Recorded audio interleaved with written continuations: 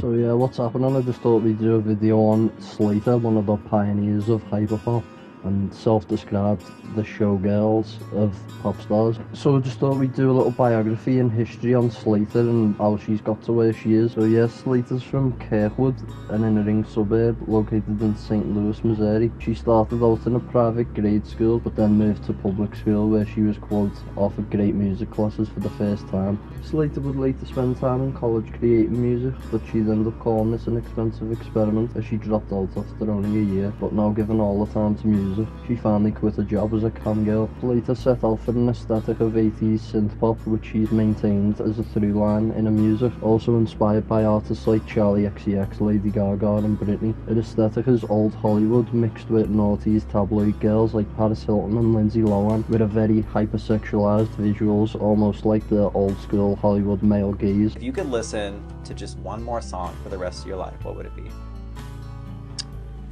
Oh. Maybe Surf's Up? By the Beach Boys?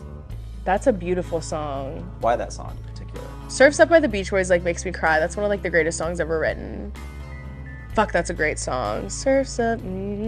That song is like, I don't know, there's something that's like existential about it. Like I feel like I'm gonna die when I listen to it.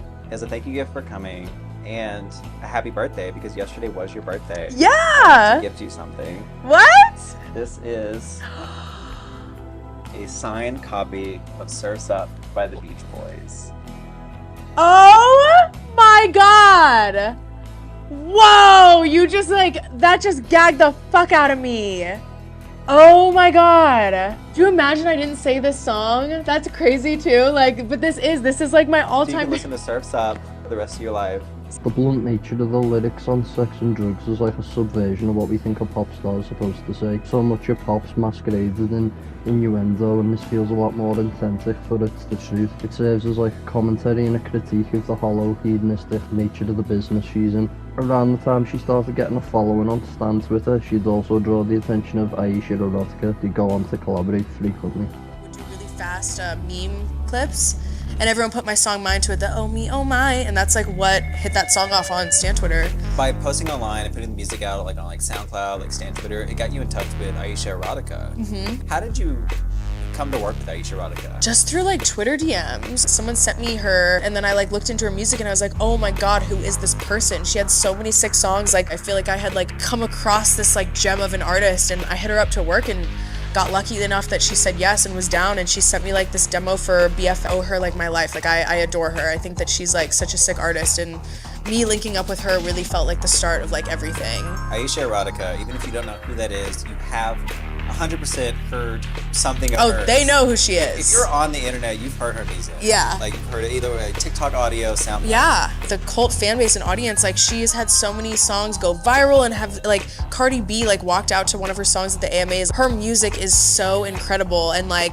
I hear her influence in modern music all the time. Like I'll hear a song and I'll be like, that sounds like Ayesha. I feel very blessed. I feel like I've worked with like a once in a lifetime kind of artist. Like I wish that more people would get into it. Song, it ended up being Mine, and it was released on Valentine's Day, and in less than 24 hours it reached number 38 on the iTunes charts in the United States. This had set SLAYYYTER up for a debut tour, the mini tour, in 2019. The tour had concluded in her hometown of St. Louis. Shortly after, we'd get a self-titled mixtape. This would grow her audience, and she'd start dropping more tracks on SoundCloud as she couldn't clear the samples for certain remixes. For example, Britney's Give Me More, which is went on to go viral a few times on TikTok and has 12 million views on YouTube. It was a collaboration with Heidi Montang. The same year, Daddy AF was also used in the film Bodies, Bodies, Bodies. Her debut album, Trouble Paradise, was put out through an independent record label, Fader. Similar in tone to the self-titled, only more refined, and got a lot better reviews. Later that year, she also released Inferno Euphoria, an EP of remixes around about 2022. Following would be Starfucker, which was released September 22, 2023, with a deluxe edition following on December 1st. So if you don't know, this means somebody who like has sex with celebrities. The record's a huge departure from hyperpop,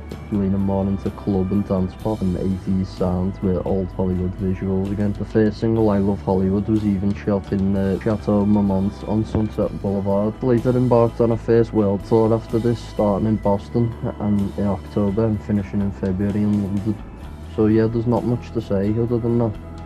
she hasn't really done much this year. I think she went on Trisha Paytas' podcast, and I think Gaga commented on a TikTok, so that's a potential collab we can see. But yeah, that's pretty much it. That's who Slayyyter is. See you later.